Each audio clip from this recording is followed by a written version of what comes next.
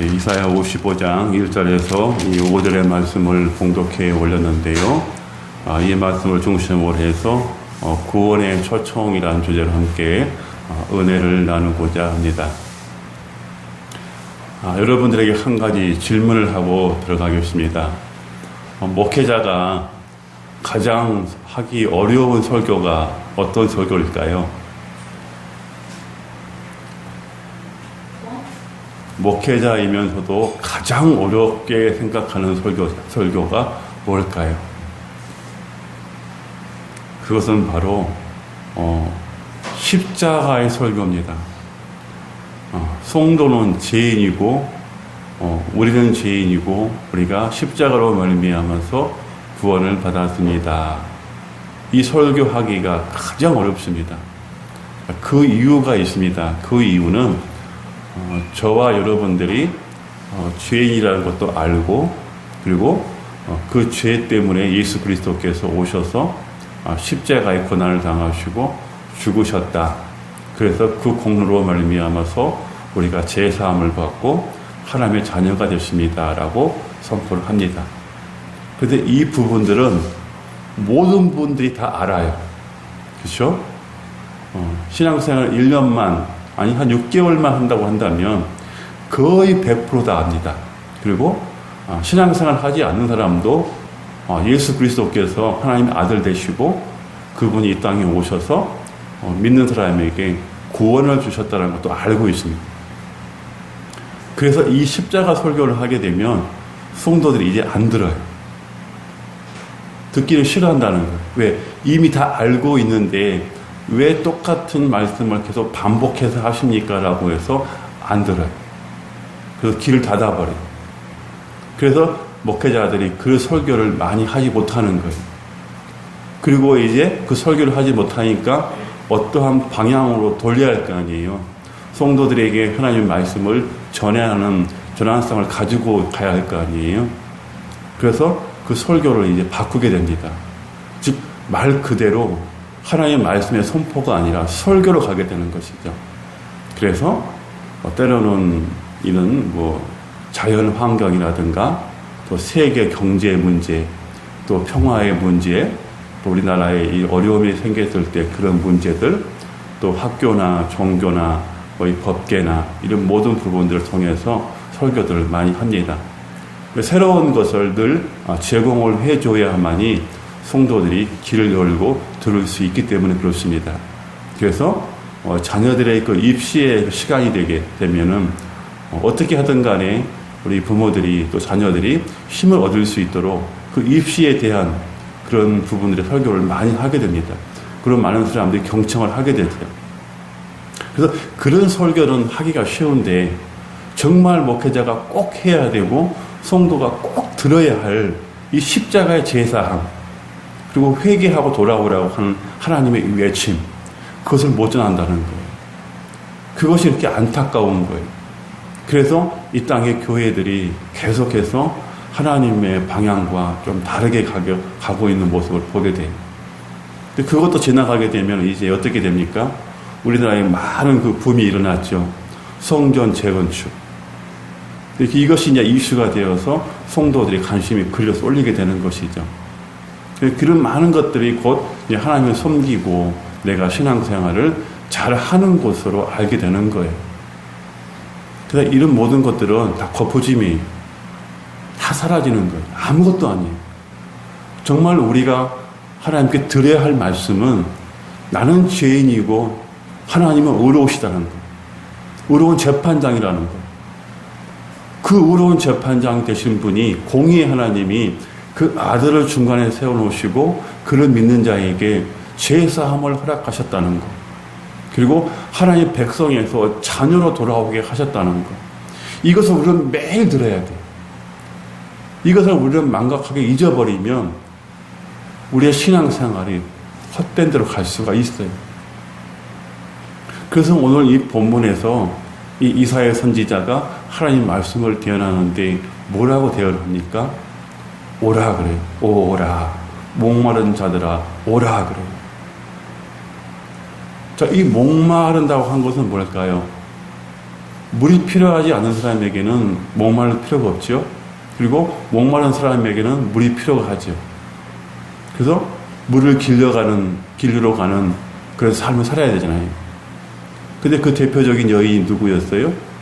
오늘 저와 여러분이 이 복음성 찬양을 했죠. 우물가의 여인이 예수님 앞에 나와서 물을 구했지요. 주님, 다시는 내가 이곳에 물길로 오지 않게 해 주십시오라고 해요. 그런데 오늘 우리가 하나님께 드렸던 찬송에는 무엇이라고 기록되어 있습니까? 우물가의 여인은 구했네. 헛되고 헛된 것을 구했네. 왜 여인이 물길로 와서 물을 길러가는 것이 당연한 것만 왜 그 여인은 헛된 것을 구했다고 할까요? 그것은 무엇을 의미하고 있을까요? 우리가 세상을 살아가면서 가장 중요한 것은 놓쳐버리고 중요하지 않는 것에 대해서 구하고 있다는 거죠. 그래서 그 여인은 우물가의 여인은 헛되고 헛된 것을 구했다라고 합니다. 그리고 그 이제 후반절에 나가서 뭐라고 말씀하십니까? 내 잔이 넘치도록 채워주십시오. 예수 그리스도로 말미암아서 채워주십시오. 내가 세상을 살아가면서 무거운 짐 수고하고 이런 것들을 해결하는 주님, 그거보다는 온전히 물 길러 오지 않아도 될 생수를 나에게 주십시오. 배에서 그냥 막 쏟아져 나오는 그 생수를 주십시오. 그 얘기를 합니다. 그래서 예수님이 뭐라고 말씀하십니까? 내가 준 물을 먹는 자는 영원히 목마르지 아니할 것이며 그 배에서 생수가 넘쳐나리라 말씀하시는 거예요. 그리고 뭐라고 말씀하십니까? 여기 나와 있죠? 하나님께 예배하는 자는 신령과 진정으로 예배할지니라. 하나님이 이렇게 예배하는 자를 찾느니라. 이것이 그 여인과 예수님의 대화의 핵심입니다. 그 여인이 남편이 있었고 남편을 없애고 이제 새로운 삶을 살아가고 복음을 전하고 예수님을 만나고 이런 과정보다도 가장 예수님이 바라고 바랬던 그 과정은 하나님이 예배하는 자를 찾으시는다는 것. 그 찾는 자가 오늘 저와 여러분이 꼭 되어야 한다는 것. 절대적으로 그렇게 되어야 한다는 것. 그것이 아니면 오늘 우리는 어떻게 될까요? 오늘 우리가 86편 성시교독을 했습니다. 그 이마에 하나님께서 써주신 이름과 예수 그리스도의 그 피로 새겨진 그 이름 외에는 하나님의 보좌 앞에 갈 자가 없느니라 말씀하셨기 때문에 그렇습니다. 오늘도 우리가 하나님께서 예수 그리스도의 그 피를 받아서 성령으로 말미암아서 저와 여러분의 가슴 속에 기록을 해주시는 거예요. 너는 내 것이라. 내가 너를 지명하에 불렀나니 너는 내 것이라. 네가 물 가운데 간다 할지라도 불 가운데 간다 할지라도 물이 너를 넘지 못할 것이고 불이 너를 사르지 못할 것이니라. 너는 내 것이라. 말씀하신다는 거예요. 우리는 하나님의 것으로 가야 되는 거예요. 그래서 오늘 이사야는 하나님의 말씀을 대할 때 뭐라고 말씀하십니까? 돈 없이 값 없이 와서 포도주와 젖을 사라. 이렇게 말씀하십니다. 여러분, 이 말씀 가운데 여러분이 무엇을 생각하십니까? 이 1절의 말씀을 통해서 오라 너희 모든 목마른 자들아 물로 나와 오라. 돈 없는 자도 오라. 너희는 와서 사 먹되 돈 없이 값 없이 와서 포도주와 젖을 사라. 이 말씀 속에서 여러분의 이 10년 가운데 이 생각 가운데 가슴 가운데 말씀이 탁 떠오르는 말씀이 있어야 돼요. 그 말씀이 어디의 말씀이에요? 우리 너무나 잘 알고 있죠. 마태복음 11장 28절에서 예수님이 뭐라고 말씀하십니까? 수고하고 무거운 짐진 자들아 다 내게로 와라. 내가 너희를 쉬게 하리라. 말씀하시지.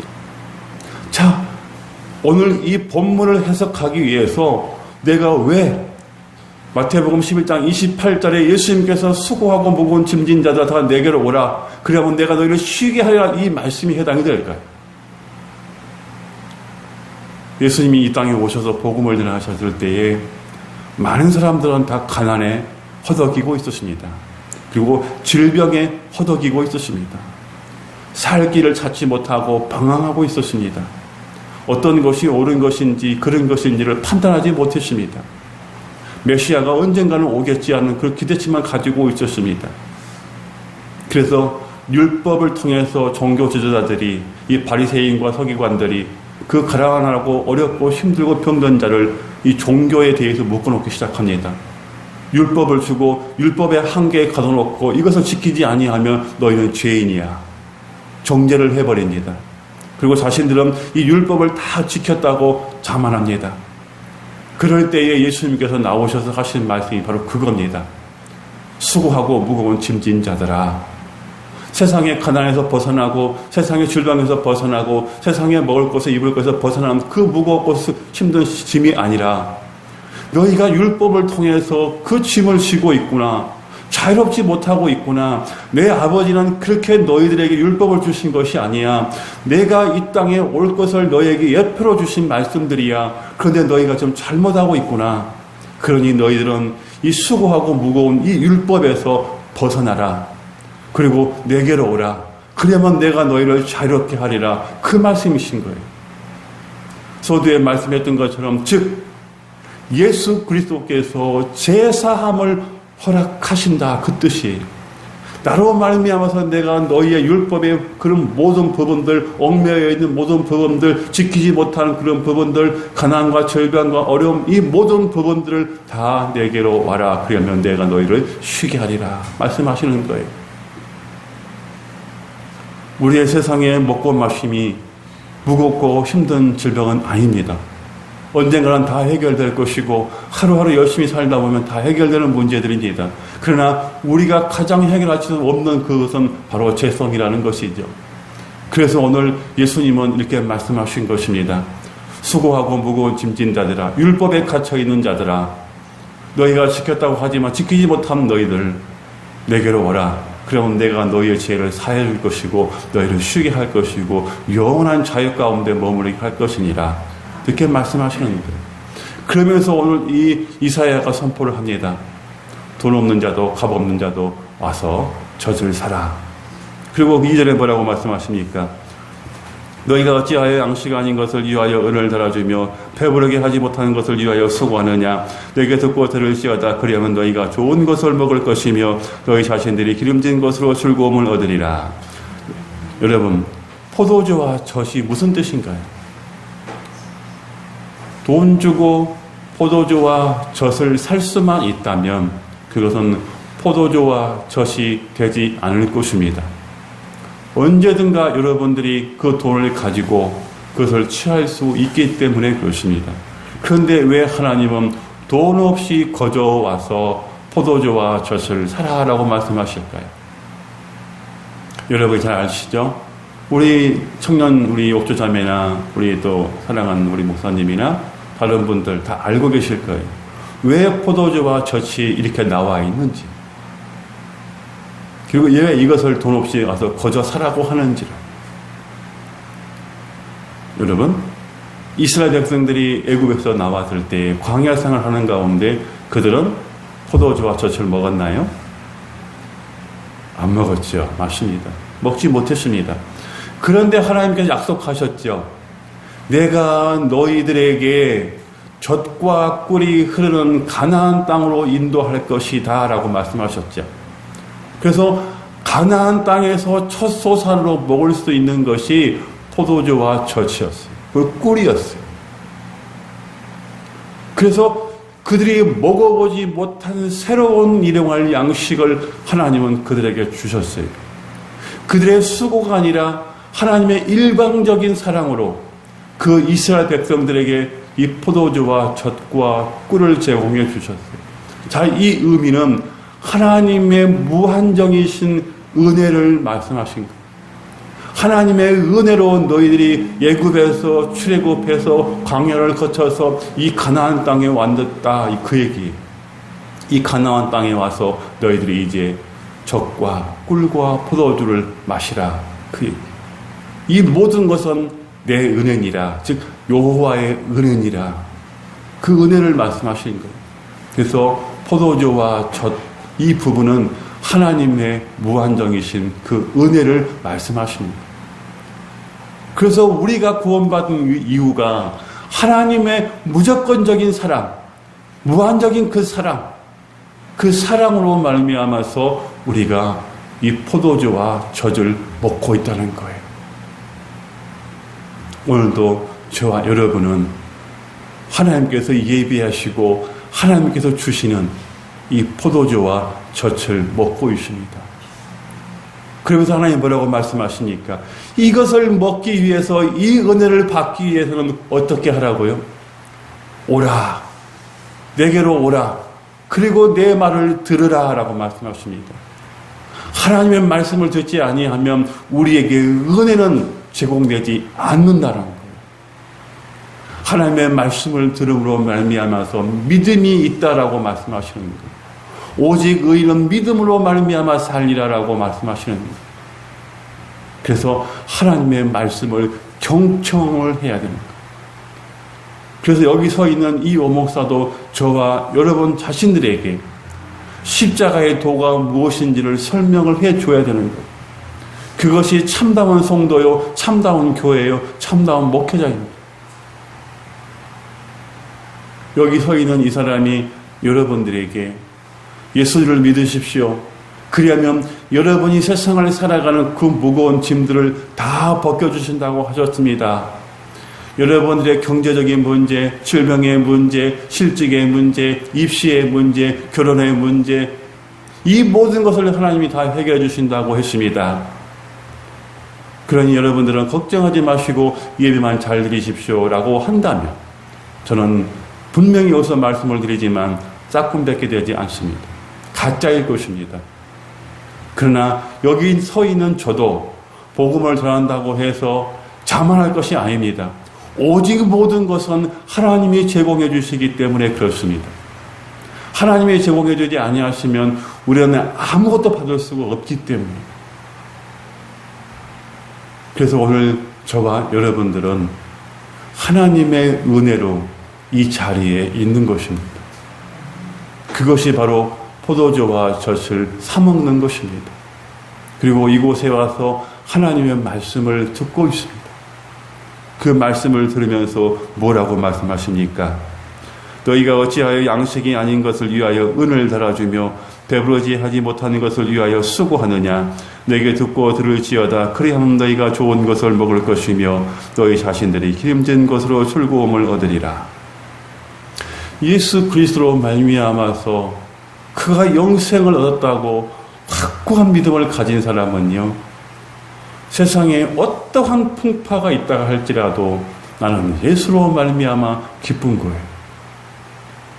그 모든 문제가 해결돼서 기쁜 것이 아니라 어려운 상황은 정말 날로 더 더해가지만 삶은 더 어려워지지만 예수님으로 말미암아서 내가 평안을 얻는 거예요. 기쁜 거예요. 그냥 기쁜 거예요. 아무 이유 없이 기쁜 거예요. 그것이 오늘 우리에게 주시는 하나님의 은혜인 거예요. 그래서 우리가 정말 오랫동안 살지 못하는 것, 배부르지게 하지 못하는 것에 대해서 구할 것이 아니라, 그것 때문에 수고하는 사람들이 아니라 정말 하나님의 은혜를 구할 수 있는 우리가 되어야 할 줄 믿습니다. 3절입니다. 너희는 귀를 기울이고 내게로 나와 들으라. 그리하면 너희의 영혼이 살리라. 내가 너희를 위하여 영원한 언약을 맺으리니 곧 다윗에게 허락한 확실한 은혜이니라 하고 말씀하고 있습니다. 다윗은 늘 얘기했죠. 모든 것이 하나님의 은혜라. 모든 것이 여호와의 승리라고. 그 후손을 통해서, 다윗의 후손을 통해서 예수 그리스도를 보내주시는 그 허락, 이것을 약속하셨죠. 그래서 그 약속으로 말미암아서 이제 우리가 살아갈 수가 있는 것이죠. 그리고 그 삶을 통해서 이제 어떻게 얘기를 하고 있습니까? 보라, 내가 그를 만민 중에 증인으로 세웠고 만민의 인도자와 명령자로 삼았나니. 자, 여기서 왜 이 말씀을 하실까요? 여러분이 잘 알고 있죠? 지금 출애굽기를 우리가 설교하고 가운데 듣고 있죠? 하나님께서 애굽에 누구를 보내셨나요? 모세와 아론을 보내셨죠. 그렇게 해서 하나님의 백성을 인도해 나가시는 것을 과정을 그리고 있죠. 그와 마찬가지로 예수 그리스도를 이 땅에 보내셔서 만민 중에서 빼어나게 하시고 하나님의 나라를 건설해 나간다고 하시는 확실한 약속이 있죠. 여러분들은 그래서 이 애국 같은 땅에서 살고 있지만 하나님 나라에 속한 사람인 것이죠. 하나님의 백성이요 하나님의 군대인 것이죠. 그래서 하나님은 오늘도 저와 여러분들을 통해서 예수 그리스도를 만인의 증인으로 세우시고 그를 통해서 보좌 앞에 나온 모든 성도들은 하나님의 은혜를 부어주시는 것입니다. 그 은혜를 누리시기를 바랍니다. 보라, 내가 알지 못하는 나라를 내가 부를 것이며 너를 알지 못하는 나라가 내게로 달려올 것은 여호와 네 하나님 곧 이스라엘 거룩하신 이로 말미암으니라. 이는 그가 너를 영화롭게 하셨느니라 라고 말씀하시고, 이제 그 정답, 해답, 결론의 말씀이 6절에서 나옵니다. 왜 우리가 하나님께 나와야 되고 하나님으로부터 포도주와 젖을 사야 되는 것인지, 왜 우리가 하나님께 은혜를 받아야 하는 것인지, 그 오늘 본문의 모든 핵심의 결론을 그렇게 내리고 있습니다. 왜 우리가 주께 나와야 하는지. 6절을 크게 저와 여러분이 함께 합독합니다. 시작. 너희는 여호와를 만날 만한 때에 찾으라. 가까이 계실 때에 그를 부르라. 악인은 그 길을 불의한 자는 그의 생각을 버리고 여호와께로 돌아오라. 그리하면 그가 긍휼히 여기시리라. 우리 하나님께로 돌아오라. 그가 너그럽게 용서하시리라. 하나님께 돌아온 자는 모두 다 용서하시고 젖과 꿀을, 포도주를 제공해 주시는 그 은혜로 우리를 받아주신다는 거예요. 여러분, 이제 우리는 이 세상의 것을 추구하기 위해서 예수님 앞에 나오는 그런 가짜 신앙인, 가짜 목사가 아니라 정말 오직 내 영혼을 소중히 여겨주시고 내 영혼을 살려주시기 위해서 그 무거운 죄에서 우리를 쉬게 하시는 그 예수님, 그 예수님 앞에 나오신다면 저와 여러분은 진정으로 예수님이 주시는 그 평화가 있게 될 것입니다. 그러므로 말미암아서 여러분들은, 저는 그 죄에서 쉼을 얻게 될 것입니다. 내가 곧 길이요 진리니 나로 말미암지 않고는 아버지께로 올 자가 단 한 사람도 없느니라. 그러므로 너희는 좁은 길로 오라. 많은 사람들의 넓은 길로 가지만 그곳은 멸망의 길이니라. 좁은 길은 협착하여 오는 이가 적으니라. 그러나 거기에 내가 너희를 마중할 것이니라. 하나님의 찬송을 부를 자는 14만 4천밖에 없더라. 오늘 교동문에서 말씀하십니다. 진정 우리가 하나님의 은혜를 받고 하나님의 은혜를 누리고 있다고 믿으신다면 우리는 우리의 질병과 가난과 입시와 실직과 결혼과 여러 환경에 통해서 사는 그 모든 것이 중심이 되지 아니하고 나를 사랑하시는 그 하나님이 중심이 된다면 분명한 것은 그 하나님이 저와 여러분을 책임져 주실 것입니다. 결단코 놓지 않으실 것입니다. 내가 내 입으로 하는 말은 절대적으로 땅에 떨어지지 아니할 것이며 그 핵점 하나라도 돌아오지 아니할 것이고 다 이루리라. 이것이 나의 확실한 언약이니라 라고 말씀하십니다. 사랑하는 성도 여러분, 이제 우리는 값 없이 돈 없이 거저 와서 하나님의 은혜를 받는 그런 삶을 정말 살아가시고 여러분의 영혼이 쉼을 얻는 그런 복된 삶을 살아가시기를 주님의 이름으로 축원합니다.